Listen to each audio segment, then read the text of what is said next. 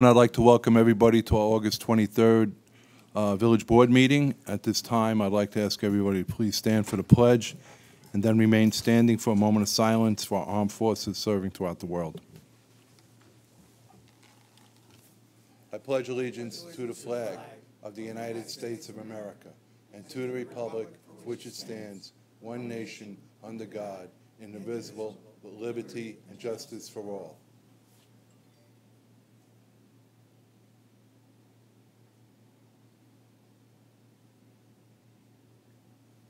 Thank you.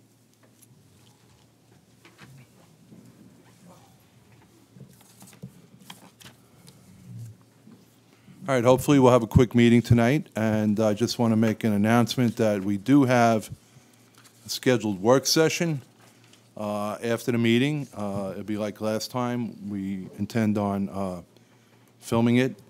So, Jeff, you're going to have to install mics over at that table? Okay. It's to discuss our wireless communications law revisions that we're having. So everybody's welcome to stay and listen to the work session, but there will be no interaction with the public. But you are welcome to stay and listen. Okay, first up, could I have a motion to accept the minutes from our meeting held August 9th, 2018? I'll make the motion. I'll second. Any discussion? All in favor? Aye. Jess, could you read abstract number 6? Abstract 6 contains vouchers 18-0457 through 18-0555 and totals $150,007.54. Thank you. Motion to approve abstract number 6. Make the motion. I'll second. Any discussion? All in favor? Aye. Old business. Riddick Associates and H2M Architects and Engineers merged a while back and are officially known as H2M Architects and Engineers. We need to make it official and sign an agreement with H2M Architects and Engineers. So could I have a motion authorizing the mayor, me, to sign an agreement with H2M Architects and Engineers for their services to be provided to the village for various departments? Second. Any discussion? All in favor? Aye. New business. I have a few resolutions for grant funding, water infrastructure mostly. So, Jess, could you please read the first resolution? This is a resolution to approve the submission of a grant application and execution of a grant contract with the Environmental Facilities Corporation for grant funding through the Water Infrastructure Improvement Act, WIIA, for the Village of Woodbury's Pleasant Drive Water Main Replacement Project. Thank you. Motion to adopt the resolution? I'll make the motion. Second. Any discussion? All in favor? Aye. Jess, could you please read the next resolution? This is a resolution approving the submission of a grant application and execution of grant contract with the Environmental Facilities Corporation for grant funding through the Water Infrastructure Improvement Act, WIIA, for elevating the Village of Woodbury's Well House Number 1. Thank you. Motion to adopt the resolution? Make that motion. I'll second. Any discussion? All in favor? Aye. Aye. Jess, can you plead the next? This is a resolution concluding the review for environmental impacts under the State Environmental Quality Review Act, SECRA, associated with the development of the new well supply source, Legacy Ridge, along Trout Brook Road. Thank you. Motion to adopt the resolution? Motion. I'll second. Any discussion? All in favor? Aye. Jess? A resolution to approve the submission of grant application and execution of a grant contract with the Environmental Facilities Corporation for grant funding through the Water Infrastructure Improvement Act, WIIA, for a new well supply source, Legacy Ridge, along Trout Brook Road. Thank you. Motion to adopt the resolution? Make that motion. I'll second. Any discussion? All in favor? Aye.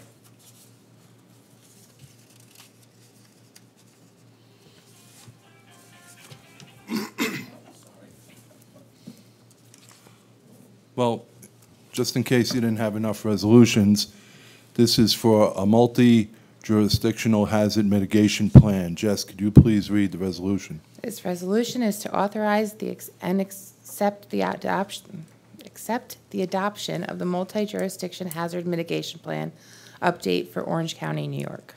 Thank you. So could I have a motion to adopt the resolution authorizing the acceptance and adoption of the multi-jurisdictional hazard mitigation plan update for Orange County, New York? I'll make the motion. I'll second it. Any discussion? All in favor? Aye. That concludes really our business for this evening, besides the work session, but right this time I'll go out to the public for public comment. Anybody in the second row?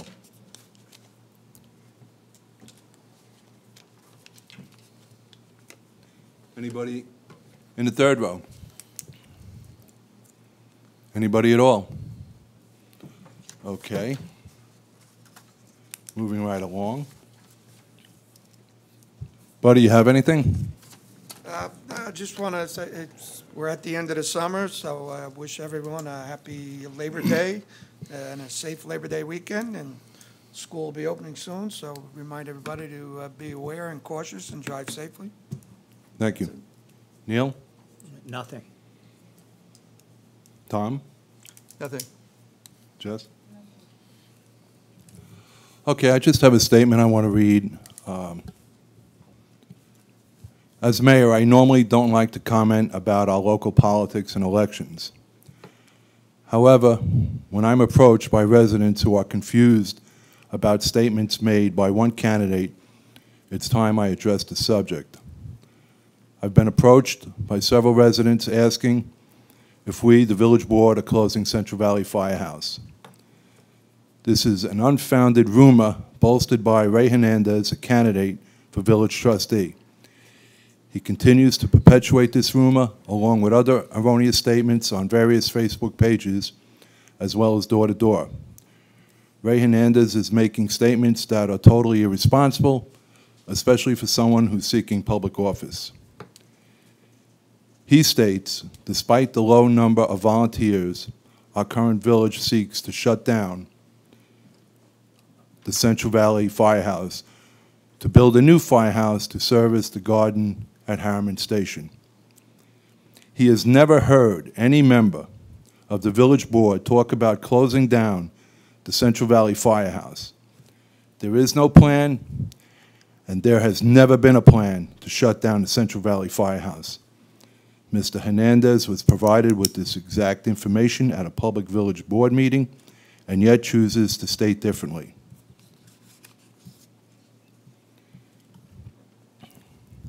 He also states there is a movement within our local village to shift resources from our current residents to the anticipated garden at Harriman transit community.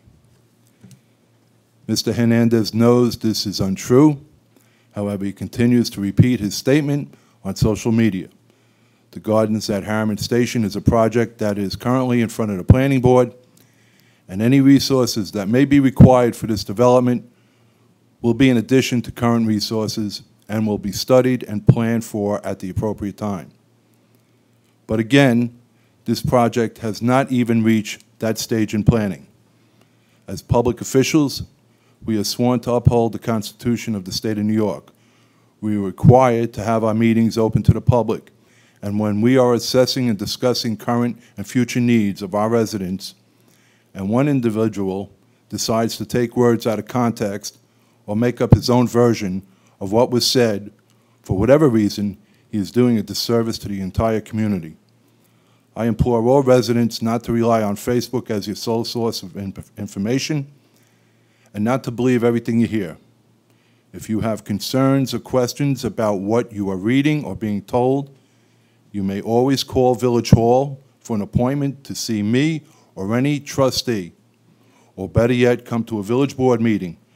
We do not limit public comment or topics of discussion, so you are free to speak openly. Anyway, thank you.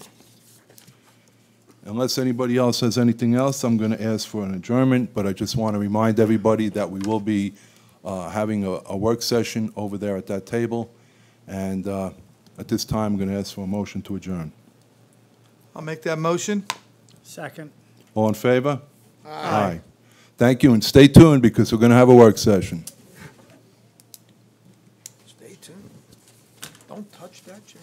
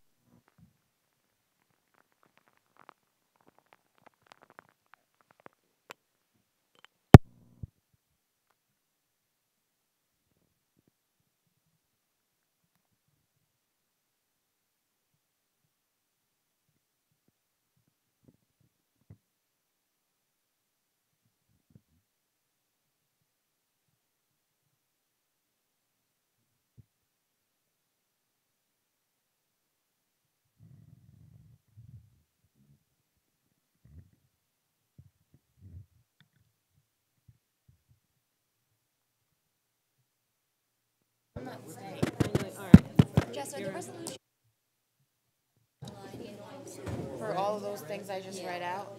Yeah. I could. Now you're on.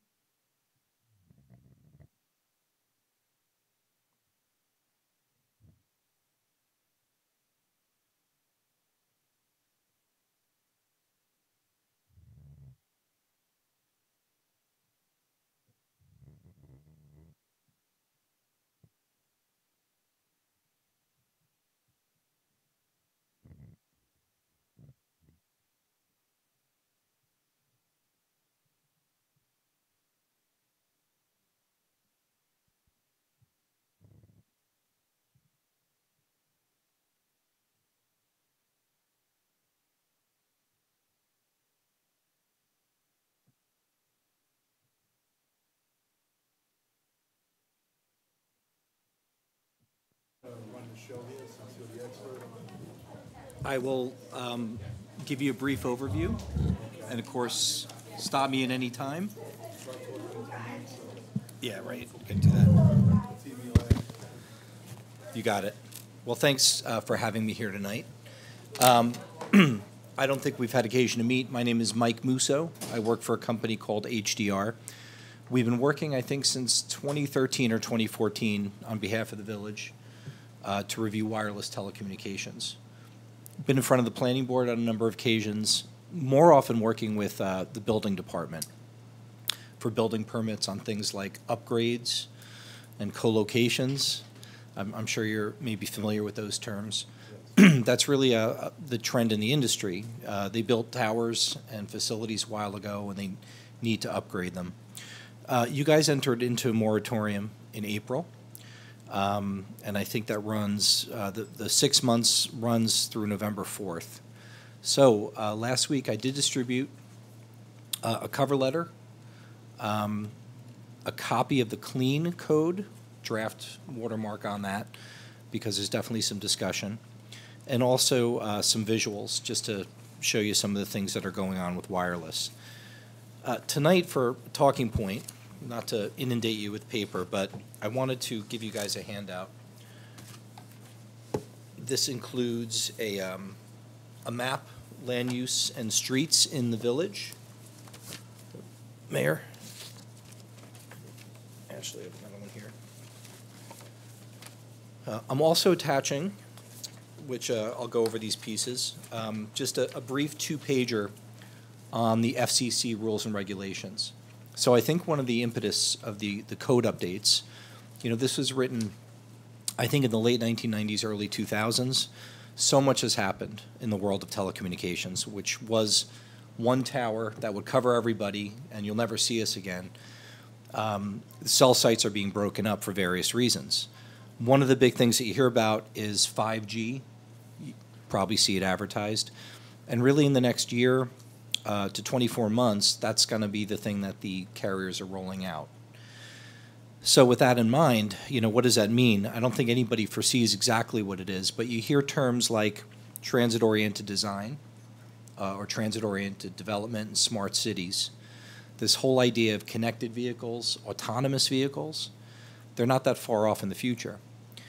The Internet of Things, Netflix downloads, which are taking so much bandwidth and overwhelming cell sites. There's needs now for different types of infrastructure. So one of the key terms that is addressed in this is something called small cells. And I think that was part of the genesis of the code rewrites. There was a wireless infrastructure company, not a carrier. We have 4 carriers in our area: Verizon, AT&T, Sprint, and T-Mobile right now. Sprint and T-Mobile are talking about merging. That's kind of big news. But a company called Mobility came in wanting to put a small cell on a node near Woodbury Commons. They're a vendor for Sprint who would use that. And the whole idea is increasing capacity around that area. As you know better than anybody, Woodbury Commons could be dormant certain times of the year or certain times of the day, and then just get an influx of thousands and thousands of people. So the wireless industry is really now looking at those things, not just looking to get signal out with the tower on the hill and go away. They're looking to not only provide voice, but all sorts of data services, video, connected vehicles, and all these bells and whistles that will come with 5th generation. And small cells is part of what's in their toolbox. So it is very possible you're going to get more applications for small cells. And personally, I've worked in some in other communities. Some of the rewrites are looking specifically to address the process on what would need to be done, how it would best be handled with in terms of an application or a review. So that's one of the highlights in the proposed changes. We also add several definitions based on new technology that came out. We define small cells and distributed antenna systems. We added things on aesthetics. One of the big things, and this dovetails back to the FCC, is a minor and a major modification of a cell site. So putting a set of antennas down on the totem pole with no changes at the ground, no changes to lighting or the height, would be a minor modification. The FCC has timeframes when that needs to be processed by. So things like that are addressed. We also define what's a major modification to a cell site. So if there's a cell tower with a couple guys on the totem pole, you can't just increase it by 50 feet and say, this is just an upgrade, approve it in 60 days. So we look to define those things and how best to walk through the process. There are a lot of types of applications that we feel can go to the building department. Some of them are that's happening now. But we did put some things in there, such as aesthetics, sensitive receptors, where the building inspector could refer to the planning board for a more extensive review. So I think those are some of the main highlights. To go over the handout that I prepared, and this was important in our analysis and work, thinking about county roads, state roads, local roads, thinking about utility poles, and how that would be handled potentially with more nodes. What I did here is I put in light blue dots the existing cell sites that are right now in the village. So starting off on the left, there is a tower that's been approved but not built yet, the APC tower. They're going to be coming in for a building permit, but there was a planning board permit issued for that. Off to the right and up a little bit is the Sidfelter Lane Tower. I've never personally worked on that, but I believe there's Verizon antennas on that. And going kind of clockwise around the horn there, Cemetery of the Highlands. Really important site. It's near the thruway, for example. It's a very high-traffic cell site. All the carriers are on that right now. And I think MTA for their buses also have an antenna on that. And sweeping down towards Woodbury Commons, the aforementioned mobility node, which has been approved but not built, at least approved by the planning board, I should clarify that. And there's a cupola off of Turner Drive, which is a wonderful cell site. That's the one in the barn. In the barn. The barn, okay. Right. So you know, that type of approach I think is excellent, where the carrier could find a building that would accommodate. And aesthetically, if you ask people Woodbury Commons, they would have no idea there's something inside. So that's a pretty nice site. Close by, the last site near the 17 and 32 area is the BMW dealership at Moore Lane. It's also a very highly trafficked cell site. And then the very last one is up on Arden Hill Road. There's a couple towers up there, but one that's accommodating, I think, all the carriers at this point. So in looking at the light blue dots here, you know, I view that in my experience of working with other municipalities. That's sort of a manageable number. Some municipalities, larger townships in Westchester County, with all the carriers combined and all the locations, there's upwards of 50 to 70 cell sites. Now, that's not 50 or 70 dots on their map, but that includes co-location as well. So, you know, your code 31038 I thought was very thorough. It really has come in handy with the work that we've done so far. But like I said, we just made some updates that we feel are, you know, important for the board to consider. The second page of this handout goes over, it's a front and a back, the FCC rulings going back to the Telecommunications Act, which is acknowledged in the existing code, but then new stuff that's come along. One is the shot clock that puts a time frame for municipal review on different types of applications that come in. In 2012, there was Middle Class Tax Relief and Job Creation Act, where there was a provision on wireless that was put in there also.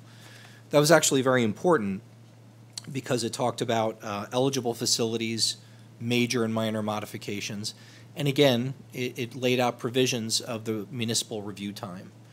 So the idea was, with the wireless industry, they petitioned FCC and said, we're going to be making numerous modifications to our first generation and second generation sites.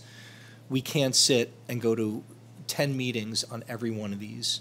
The FCC heard that and said, you're right, you do have an obligation to get out your spectrum, to provide services to the public, and that defined some of the time frames again. The last two on the other page, 2014 and earlier this year actually, were further definitions of small cells, eligible facilities, and substantial changes. Again, the timeframes that had come in. And this year laid out the anticipation of fifth generation, which go back to 2012, 2014, and now the wireless industry is seriously petitioning this whole idea of fifth generation or 5G. It's impossible for me to say, what the climate, what this map would look like in 5 years. I just don't know.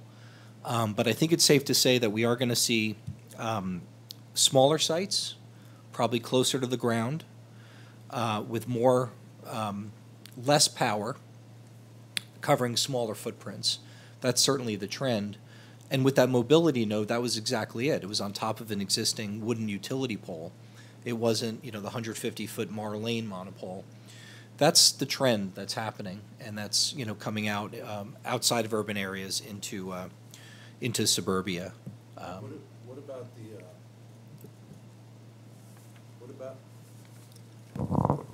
What about the impact? Is there any health impact to people? Which gave me concern. Maybe about 2 years ago, I was watching the news one morning, and it was something like these small cell towers being rolled out, and I think it was somewhere on Long Island. Right, Long Island. Yep. Yeah, and it was just being done, and none of the residents had any idea or didn't even know what they were at first.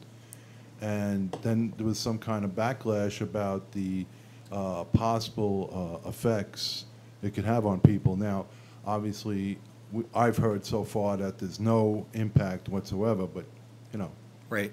I don't know. Can you answer that? I think I can. We certainly track that type of research very closely. There's a number of studies going on globally with cell phones, which I have in my pocket here, are more power than living near a base station in many cases, in most cases.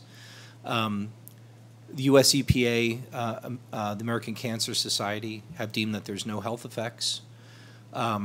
The research and science is a little bit mixed, I have to say that. FCC puts out a number that's health-based. We always ask for information, and it's still in your code to obtain that information. The FCC and the carriers would say that they're excluded, they're categorically excluded from having to provide that. They always do when they ask about it. They've been very good in my experience with providing that. I think in Long Island and elsewhere, there's always concern about health, family health, your children's health, whatnot. What I think was very disappointing in Long Island is that polls went up literally overnight. And there was a whole, I think, statute of municipalities not having a say in a state right away. And I've seen that. I've worked on case law with, or worked on applications that went to litigation.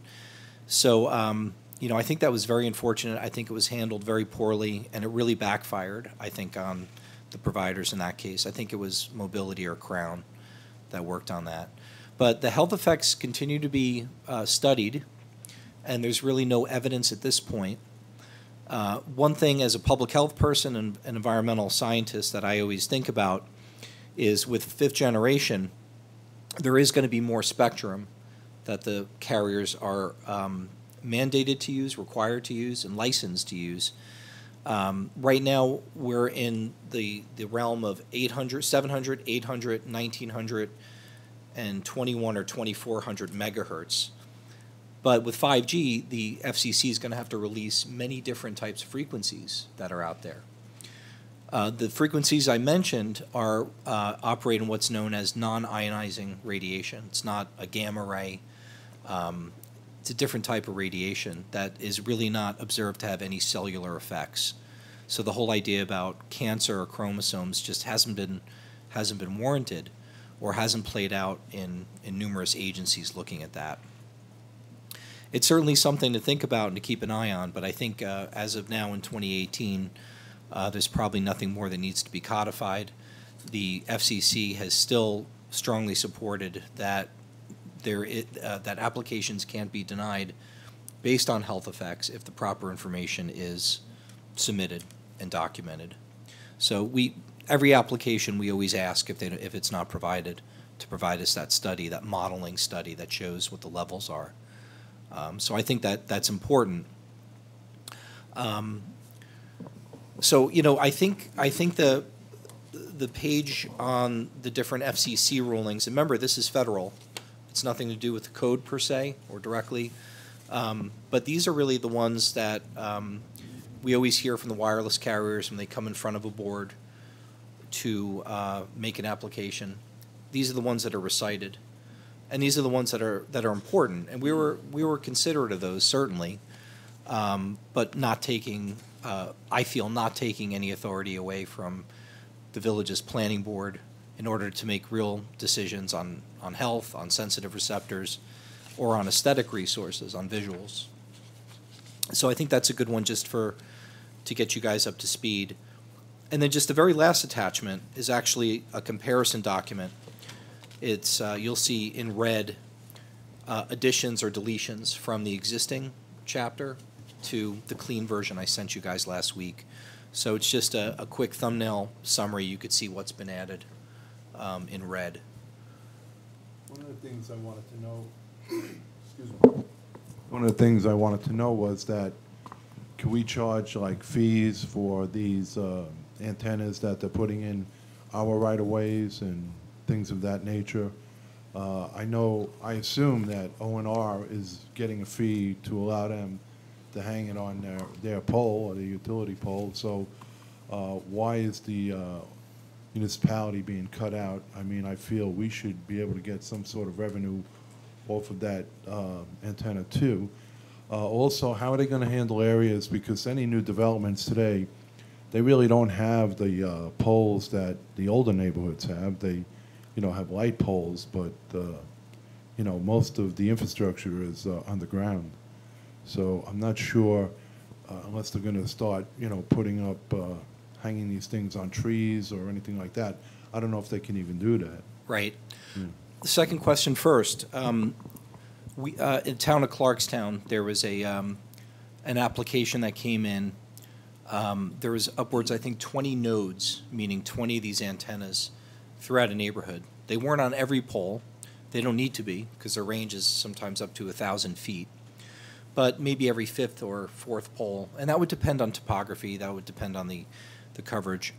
The specifications can be provided. So if you have a light pole with the Cobra head off the top, there are actually some industry specs that are done or that could be followed. And sometimes poles are replaced in anticipation of that. So there are a number of different makes and models. What I sent you last week actually had some photos of a couple of them, what they look like. If you ever need more, just let me know. I can get you more of a catalog of that. So the aesthetics, I think, could be handled. The fees is something that's interesting. I did update the section in the code about application fees. I included information for small cells. But what I didn't put in there, and I think this is an important point of discussion, is an annual fee structure or a right-of-way use agreement. So there are a number of municipalities, sort of a case-by-case basis, that would enter into something like that. So it's not in the code right now. Perhaps it is something that's put in. I could tell you, I think it's clearly warranted. Even if it's a state or a county road, it is in your jurisdiction. I feel very strongly about that. But the pushback on the other side is the forecast in the next 24 months is they're going to be close to maybe an additional 1 million small cell nodes in the country. And the carriers, of course, are being very close to the vest. They don't want to set a precedent about, you know, how much that is. But a right-of-way use agreement, I think, makes sense. And in our work on this over the last few months, with Kelly and Rick and with Dennis, we did talk about that. We think it's important to bring up, and it's something that we might want to add to the code. I would definitely like to add that, because it's a revenue stream, and you know, everybody's making money. O&R is making money, the phone companies are making money, so I think, in all fairness, we should get a piece of the pie. Certainly make a 'cause note of that. Yeah, because it helps subsidize what we have to, our tax levies to our residents. I mean, they should benefit from it, being that it's in their community. So somehow, by the municipality getting some revenue out of it, it's going to help the residents. Noted.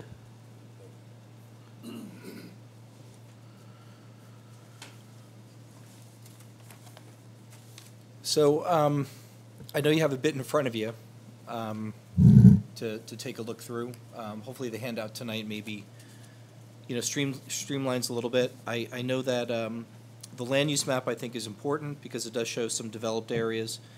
It does show the roads. I wish I could predict who might come in with a node application.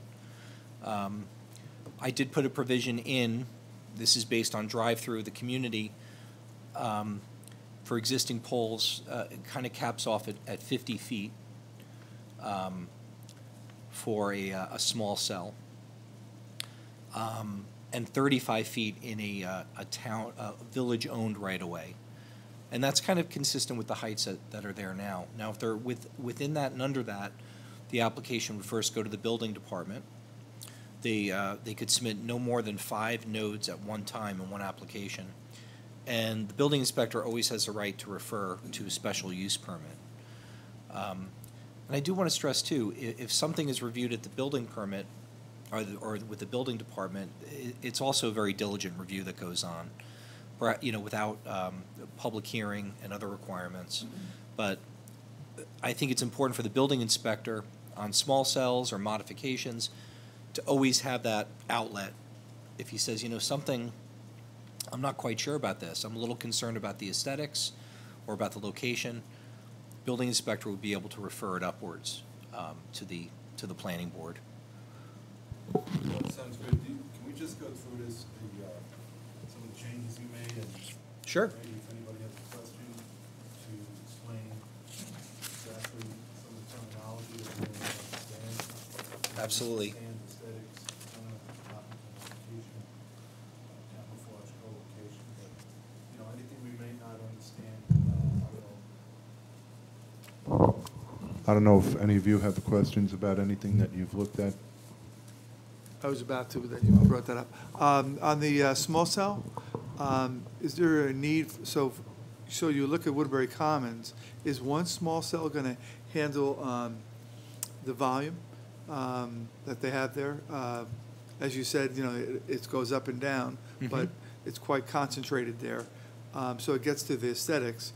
Do they, I'm thinking like a wireless mesh system in my head. Right. Do they need to now put another pole on the south side, east side, west side? It's very possible. That carrier Sprint, who's also on the Marlane monopole close by, they have a traditional set of antenna arrays So on they that kind monopole. of but it was my understanding that use was going to improve the service for our residents, because now that area would be serviced by the small cell, and that would allow the residents who have Sprint to get better coverage potentially because of capacity issues. You bring up a good point. So certainly in busy times for people over at Woodbury Commons who have a Sprint phone, a Sprint subscription, that capacity would be offloaded by Marlane. Their line of sight, so if you're closer to that node, you're probably going to get linked onto that. When we reviewed that application, we did look at the coverage around Woodbury Commons. It was fairly well covered, but Sprint's going to have 5G. They're going to have more spectrum. It's very tough to say how those users, 3 years from now at the Woodbury Common, what type of bandwidth they'd be using. It is possible in that area that there could be other nodes that are proposed. Absolutely. Especially So that, if there's a couple hotels right. in the near future. So it's a concentrated area. That's what Buddy's saying. Go ahead, Buddy. No, that's, and it was, when I heard you speak before the planning board regarding the mobility, and you made it sound like this was becoming more prevalent and the wave of the future, and we specifically asked the gentleman from mobility when he was before our board, and, if they had any plans or foresaw putting in more small cell nodes, and he's, oh, no, we're only proposing this one at this time, so I think that was what kind of prompted us to hit the pause button and Right. take a closer look at this, because, And I think he's probably being honest at the time, Right. but I think you're right, though, the trend, that's where the trend seems to be going upward to. Well, the point I see, I think eventually they're gonna want these nodes all over the place, because like you said, with all the video streaming and gaming and things like that, you know, there's gonna be a high demand for, you know, 5G, and, you know, speed, you know, that's gonna be a big thing. So, I mean, it's coming. I guess we're trying to just wrap our arms around it so we can keep some control on it and, you know, make sure that, actually, we want to make sure we're not being taken advantage of by some of these, you know, phone companies and stuff like that, because they come in and they tell us, you know, everything, you know, they want us to know, but they're not telling us all the negatives. And that's kind of like where we kind of depend on you for your expertise in, you know, kind of, you know, showing us the light and what's real and what's not real. And, I mean, we know the technology's there, and we know we are under federal guidelines, and, you know, we don't have as much flexibility as we may like, but whatever flexibility we could have to control this, we want to be able to ensure that we do have that capability. Yeah, point taken, and I appreciate you putting your trust in myself and the team that you have here working for you. my question, how much do you think the advent of these connected cars now, where now it's not just people on their cell phones now, but now their cell phones are connecting to their cars are constantly in motion up and down the entire corridor and throughout the village, so that's only going to increase exponentially the need to improve coverage. Yeah, and it baffles me. I would never download a movie on my phone. I just don't have the time or the interest to do it. If I'm going to use video, I'd probably do it at home. But that is what the consumers are doing, and that seems to be what they're demanding. The automated vehicles, connected vehicles is very interesting. So, you know, it's the idea of getting alerts in your car if there's, you know, a blockage on the New York State Thruway. This is going to come out of urban areas with traffic. Maybe it gets here, maybe it doesn't. Also, transit alerts, you know, different ways to purchase tickets. It's sort of endless where you hear the possibilities of all this. It's hard to say for the village of Woodbury exactly what that trend is, but in real urban, densely urban areas, it's already happening now. But We're seeing it. that's what's unique about us. Yeah. I think we're very Please. similar to a city situation because we have Woodbury Commons. We're also the crossroads to upstate New York, whether it be up 17 or up the Thruway, even 32. So actually, we have a quite large number of a car population, truck, you know, transportation population. Indeed. We have going up in Goshen. There's going to be another attraction, as well as there is up in the Catskills now. Some more revenue opportunities are going to bring in more opportunity for these technologies to flourish. And so I think we're actually, I think we should be modeling off a city kind of approach or something like that. Maybe like I would imagine somebody like Disneyland has already thought of these things, but we're going to be very, we're going to have a lot of IP flying in a really relatively small area. It's a very interesting point, and that's exactly the type of feedback. And not only I'd like that, to I get mean, for this. because of Legoland, because of the Woodbury Commons, because of West Point, this is a very ideal area for hotels, and we do have some hotels coming on down the pipeline here, and that's going to be another, you know, people, you know, staying in hotels. They're going to have cell phones, and you know, everybody's going to Same deal. Yeah. Yep. So, I mean, really, when you think about it, the population of Woodbury doubles every day. I mean, we get around 15 million visitors a year here between West Point and Woodbury Commons. That's amazing. So, yeah, Wow. so we have a lot of people traffic, we have a lot of car traffic, and you know, we know that the technology, the wave of it is just, you know, moving at such a pace we can't keep track of it. So that's kind of like why we took a stab at this. And you know, this law, when we do pass it, it will probably have to be looked at least once a year. You know.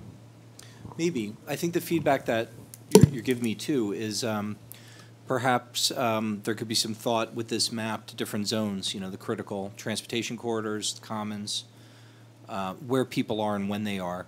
Well, most of that is going to be down by the Commons and South. That's where all the action's going to be happening. Future hotels, et hotels, cetera. everything. It's going to, most of that's all going to be south of like the Turner Road area. That one tower is in the barn. Most of the traffic is going to be coming in and either staying in Woodbury for certain periods of time. Right. And you're not talking, the hotels that are being proposed are not destination hotels. Mhm. They're hotels where people are going to stop, stay overnight, or maybe stay a couple nights shopping at Woodbury Commons, eating in the restaurants and stuff like that. And it's also going to be traffic going on up a little bit further up into where Legoland is and stuff like that, or the casino.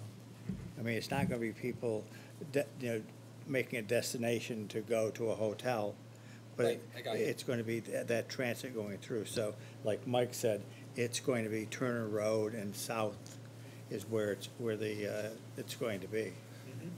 Has there, Mike, been any study of the impact of Curious Joel on all of this? They have a very high population, grows at quite a rate. It's a culture that doesn't utilize technology like the rest of others in a way, but they do have cars, they do have cell phones, and we don't know what they do or don't do. So I don't know how you would audit that or be able to study it, but it's certainly going to have an impact to us. Yeah, and you know, wireless, the whole connectivity. You know, if we zoom out of this map and include the Catskills, include Goshen, include northern New Jersey, the carriers are looking just to use the word mesh or a web of things. Really, the signal doesn't stop right at a municipal boundary. So I think that's important. We haven't done a study specific to surrounding communities outside of the village boundary on this, but I think the point's taken that you have enough in terms of your own residents and people that are visiting or passing through, people that are staying, people that are shopping overnight. So I think that really gives me some very good perspective to maybe think about a couple things a little more closely with this. Right, and then you have people who are no longer, their house doesn't have a landline. Absolutely. They're relying on their cell phone as their sole means of communication. So they're using it in their cars, they're using it in their homes and stuff like that. So that adds to the draw on this as well. Absolutely. I know many households that they've dropped their landline a couple of years ago. My mother did, who's 84. I'm not cutting the cord yet with it. I just, for some reason. But you're absolutely right. So that is something. I was on a conference call today for a hamlet in Westchester County that desperately wants cell service. You know, they're in an area that is really challenged with topography. It's a big township that I won't mention. They're sort of on the outskirts, over a ridge, and they're endlessly complaining about not having any coverage, any service. So there are these pockets that are out there. The wireless industry, they have all of these maps set up. The FCC is developing maps nationwide now about where there's coverage, where there's not. Very rural communities, if even on C-SPAN, there's a lot of this. It's pretty interesting. I try to catch the FCC deliberations where I can. But there's senators and congressmen and women from different communities where they have no coverage. And they're hearing about 5G, they're hearing about these FCC rules, and they're saying you got to get the last mile solution here if that's done. That's not Woodbury clearly, but I think it's sort of a blend of the other side, where, the need seems to be, the amount of visitors and traffic is not going to slow. It's gonna increase. And transit-oriented development, too, I think, for full-time residents, I wanted to see if you had any perspective on that, if the population base within the village seems to be growing or becoming younger. These are all the kind of demographics to think about. Well, I think the demographics of the village of Woodbury have been pretty stable, but I think with the transit development down there by the train station, obviously the population will grow. We're assuming that's going to be more younger type people and possibly older people. It's really not going to be a family type environment. It's going to be more for single people and people kind of downsizing and, not wanting to deal with a house anymore or things of that nature, but still want to remain in the area. I mean, one of my concerns is that the timeline. Now, there's federal regulations as far as how quickly we have to react to an application. So that's my concern, that, sometimes that the ability to react to the timeline in that keeps us within the guidelines of the federal regulations. So Right. that's going to be important. But, I mean, how much control are we going to have over that? Do we have any recourse, or, if we feel that something's not right and they're saying, well, you only got, 2 hours to approve this, do we have any kind of recourse besides going to court? We want to avoid the expense of going to court all the time. Right, and I think the carriers do not like going to court in general also. The shot clock, which is one of the things in the two-pager, the FCC that I handed out, that's just kind of a thumbnail. There's a lot of backstory to that. Some of that has to do with the complete application, where the clock stops. So if there's an application that's submitted on a Friday afternoon, the carrier is not going to say 90 days I'm coming back and picking up an application. I don't care what happens in between. So yeah, Mayor, I feel you do have a lot of recourse, and the uniqueness that we're talking about tonight about the village, about the planning process, even looking at the colors on this map, it's all about protecting and preserving the character of the community. So I have been on projects where the shot clock has been invoked. We've always handled them with agreements with the carriers, saying this is moving. This hasn't stalled out. The planning board, it's not like they heard you once and then kept putting you off for the next 8 months. I think as long as there's a process that's moving, that works. So when some of these statutes came out, I said, oh my goodness, I work for a lot of municipalities, it's making me very nervous. We're still very conscious of that. The municipalities have to be conscious, but there's always backstories, especially with aesthetics, especially with sensitive receptors, looking at things like alternate configurations and sites. So those are all things that would deem an application complete or not. And in New York, we also have SECRA with some of this. And there has been some chipping away at that with the 2018 statute that I put down, which references NEPA, the national. But, just looking at the SECRA timeframes, a decision 62 days after a public hearing is closed, that's not congruent with these federal laws necessarily. And I think the carriers have sort of said, yeah, okay, we get it. If things are moving and we're happy with the way things are moving, we're not going to start posturing. And as a consultant, I don't like to put the clients in that position either. So I think you kind of cross the bridge as it comes. Your point is more applications coming in.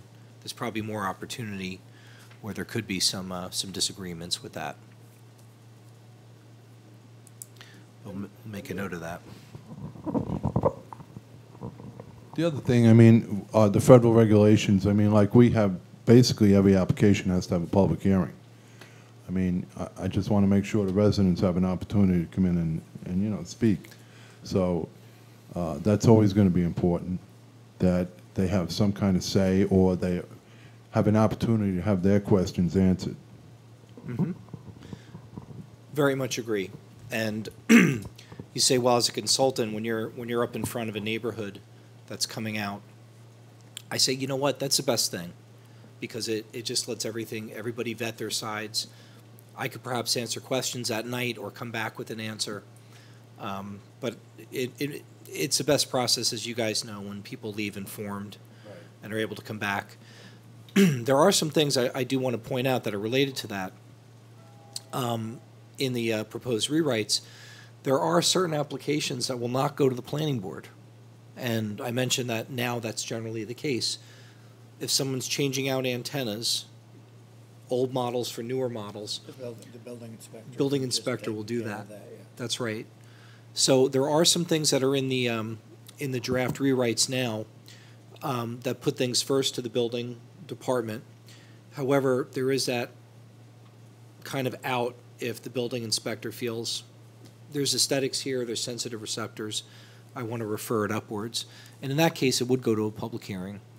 But, you know, point well taken. Things like new towers, that absolutely stays with the special use permit process. That's appropriate. Small cells that are outside of a right-of-way or a new pole going up, they would be also special use permit. So there are some things I think that we were considerate regarding that. And then also I saw in the final draft that we have, that there is a process where at minimum there's a 5-year review on all existing towers. Yes. Yep. So The recertification. It's just not gonna be there. It's gonna be reviewed at least minimally every 5 years, and it's gonna be recertified. Correct. So that provision actually was, there's a lighter version of that in the older code, the existing code. One of the ways we wanted to streamline the recertification, right now the way the code is written, if you look at the Cemetery of the Highlands Tower that has all the carriers on it, those carriers are coming in at different frequencies. And the planning board renews those. So I think last year, over the course of the calendar year, I think all the carriers came in for a recert. Now we want to do it if it's a single tower owner, it's a Crown Castle tower, they'd come in just once and give all the information at one time. So I think that's something that I heard indirectly from the planning board, saying they still want to do a diligent recert review, but it'll be done at one time for everybody. And then it's, you know, the next 5 years for that tower.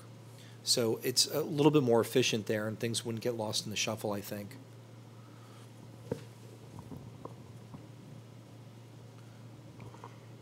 Overall, I think the law looks good, and kind of happy with it. Some of it I don't even understand, but Yeah, I really do appreciate you know, looking through it. I've gotten some great notes tonight, and some things that I think I could think about in the next couple weeks. And yeah, I think you guys let us know what the next steps are. Not rushing out of here. Whatever else you want to talk about. It was, to me, it was very thorough, appreciate very it. logically laid out and everything like that. Wasn't the most exciting read. If you have trouble sleeping, this is what you want. I mean, don't take this with you, because that's kind of exciting. But the other stuff, yeah. It was very well written, very detailed, and it covered, I think, all the points we were looking at. Well, thanks. And stuff. It was very, very well done. We put a lot of thought in. Like I said, it's not the most exciting read. I get it, and there's no offense taken, of course. And no offense, Matt. I mean, Yeah, oh, I get it. We did bring in our experiences, not only in Woodbury, but other places. And Kelly and Rick's office and Dennis also had a lot of nice things to add to this.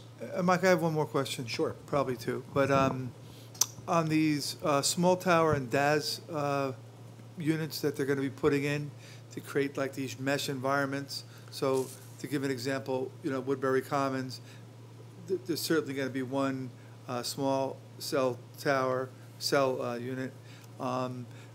Can a different provider, so can, you know, AT&T or anybody else use somebody else's?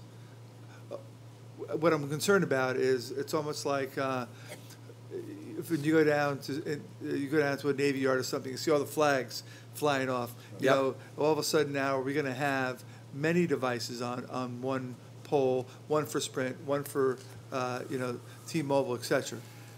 And by the way, since it might need to be more surrounded, we might see them proliferating in a perimeter of something like Woodbury Commons. So it's going to look unsightly. It's a great point. There is, for small cells, there is the co-location provision would run with these smaller utility poles.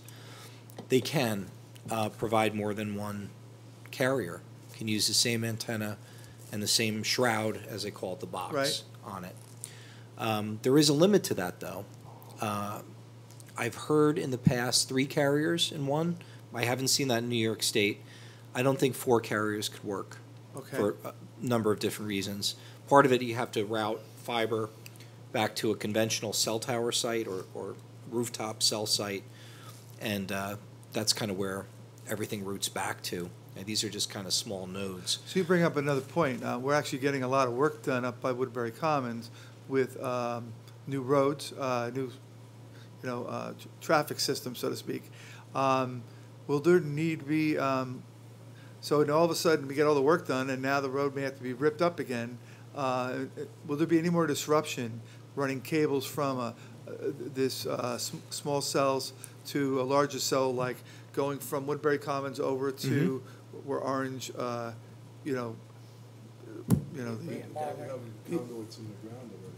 yeah, and I see them running conduits, but I don't know if it's there for cell or if it's there for electricity. Well, that's a big question. I think people like O&R, and the reason Mobility, I think, went to the node they did is because they had fiber access to that. Right. What I could see with Woodbury Commons is even in the heart of the parking lot, light poles with something in the ground there. Then your question is, well, where does the fiber go? They're not going to start going overhead. Right. Woodbury Commons might say, you're not ripping out, I'm sorry, we're not gonna lease this to you. You're not gonna be ripping up links of parking lot. That's to be seen. 5G and smart cities, they're installing fiber now. They call it dark fiber. Sure. Because they know it's gonna be online. It will be used by somebody. So I think that's a really interesting point. It's a lot easier, and there is fiber, no doubt, that exists, that's been run as probably inactive in overhead wires on Route 32 and some of the side streets as well. Mm-hmm. So that's going to be an interesting thing to track, how that happens. But they do need to be connected. They need to run back Right. to an electric meter. They need to run back to some kind of hard line for the phone, whether it's Sprint, AT&T, or whoever. So there is a limiting factor there, I think, just infrastructure-wise, feasibility-wise. Right. So that's a very good point. Mike, just to clarify, that small cell node that Mobility is proposing for Sprint. So you're saying that node, that one antenna could be shared by up to 3 carriers without adding separate? Yeah, antennas? it's possible. Okay. It's possible. So Mobility, one of their big vendors in the Northeast was Sprint. In fact, Sprint was using them exclusively for small cells. Mobility, I think, is no longer doing work for Sprint. So that's another item. It's just changes of infrastructure providers or wireless developers and their relationships with the carriers. So there's a shroud, as they call it, a box, and an electric meter on the side of that pole. By the way, we added some things into the code that, they have to be at least 8 feet off the ground, so no one's going to tamper with them or ride their bicycle past them and hit. I mean, I've seen some of these that are up, not just small cells, but FiOS boxes and other electric boxes. They should really be up and out of the way, and we added some things. More than 8 feet, even a little low? Yes and no. Otherwise it's up near the top. As long as it's not an attractive nuisance or it's not down at the height where you're walking past it. That was kind of our take of it. So the size of the box for Mobility was for one set of radios, and those were for Sprint. So if Mobility is approved ultimately, they build that, and they say, wait a minute, we want to put AT&T in here. It's probably going to be a different size box and configuration. So the note is the same, but the box would be. Yeah, the antenna point can service more than one carrier. And of course, the logistics are very different. Who knows what AT&T's plan is? Is there enough fiber? Does O&R want to accommodate? They might say, you know, we don't like the bigger box. So Mike made me think of something. Are we making a recommendation, a type of pole we use? So for example, in your, I saw that you had created a vocabulary list of all the different terms. And certain poles, they're supported by a, you know, Like a guy supporting cable? Yep. And besides being unsightly, it has a safety issue potentially. Plus, you know, it's tough to maintain around it, et cetera. So we're making a recommendation that we want to have certain you know, type of poles. Mayor Queen mentioned before, some of our electricity and cables underground. Mhm. If we had to do it all over again, we would have as much of that we could underground, right? So now we have a first time to do it right. Is there a certain recommendation on pole? We do have a provision for underground utilities. Don't have a provision for any new poles that come in. The reason being is any installation of a new pole would have to go through the planning board where Okay. those things could be hashed out. But it's a good point to note. I'm going to circle back and check small cells on existing poles. Maybe there could be a provision. The structural has to work out without any additional stabilization or guy wires. Right. That's a good point. Because utility poles we have today don't have that guide wires or support structure. Right. So, I mean, you know, I would think going forward, that should be, you know, a requirement, because we don't want trip hazards or things like that, you know. Right, or mowing the lawn around Right, it, or yeah. whatever it is, right. Good points. I'll be quiet. No, please, yeah, this is great.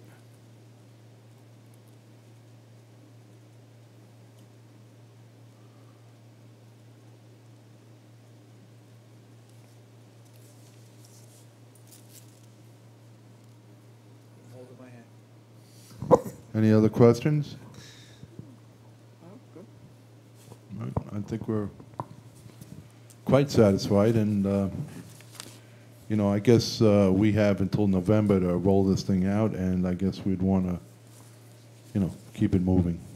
Right, right. I think Ashley and I could, you know, I can get back with the group, Kelly, Rick, and Dennis, sweep through the points that you made tonight, what I'm hearing. Probably put another revision together, but I think what you have now is really kind of the base of everything. The red line that I gave you tonight, I think you could really see what was done compared to the old code. And I guess we'll work with Kelly and Rick about getting together again and, you know, possibly setting a public hearing when the Right. time comes, or having another workshop, or whatever it might be. Well, we may not need a workshop, and we may. I really don't know yet, but I mean, I think if you could just give us the changes of, you know, what we already read, because we could take a look at it, and if anybody has anything they had, or if we feel another work session is needed, we can have it. That's not a problem. I'm here with, yeah, whatever you guys need. Yeah, and obviously. then we can get a public hearing scheduled and, you know, start, you know, getting this thing into the books. Sounds great.